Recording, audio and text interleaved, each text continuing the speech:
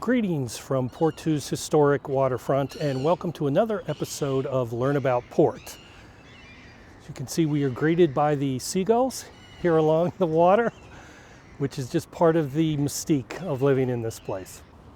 Whoa!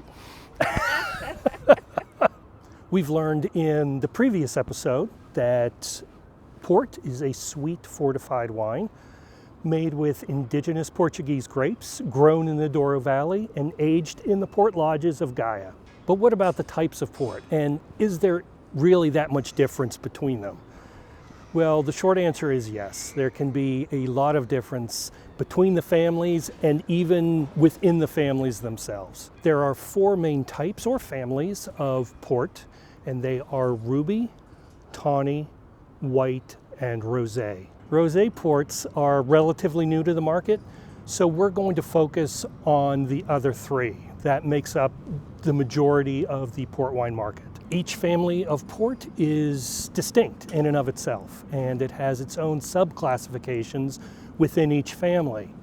Each one of those families is going to get its own video, if not probably several. But today we're just going to look at some of the key differences between the rubies, the tawnies, and the whites. White ports are made entirely from white grapes indigenous to Portugal, some of them being Viosinho, Códega, and Rabigato. White port is the only port made at various levels of sweetness, and they can range from very dry to very sweet. White ports are either aged in stainless steel tanks or small oak barrels. Tawny ports. Tawny ports are made entirely from red grapes indigenous to Portugal, such as Touriga Franca, Touriga Nacional, and Tinta Roriz.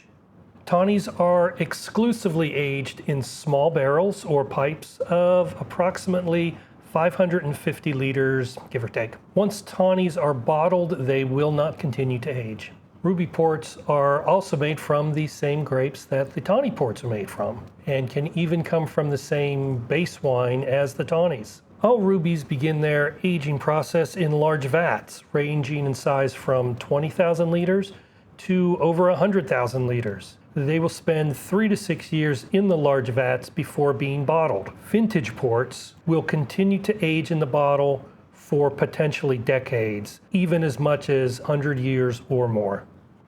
The tasting experience of the different families of port can vary greatly from one to the next. With the tawnies, you can get light red fruit notes, maybe some dried fruit from the youngest tawnies, all the way up to toast, caramel, honey, rich baking spices, and other notes of oak aging in the age-indicated tawnies. For the ruby family, the aromas and flavors that you might run into can run from concentrated and very pronounced red and black fruits in the standard rubies and some young vintages to balanced fruit and floral notes with incredible depth and complexity in the older vintages. With the white ports, in the younger ones, you're going to find crisp apple, pear, citrus notes, and maybe not the most balanced sweetness. But as you move up the line to the age-indicated white ports, then you're going to find very complex notes: honey, dried fruit, caramelized apples, baking spices, and a lot of balance between the acidity and the sugars. It's an incredible experience. So far we've learned what port is and the types of port. And in the next segment, we are going to take a look at how port wine is made. You can join us at our sister site of learnaboutport.com, where I blog about the cellar tours in Gaia across the river and some of the tasting opportunities available in Porto. Thank you for joining me for this video. Please like it, subscribe to the channel, and hit the notification button.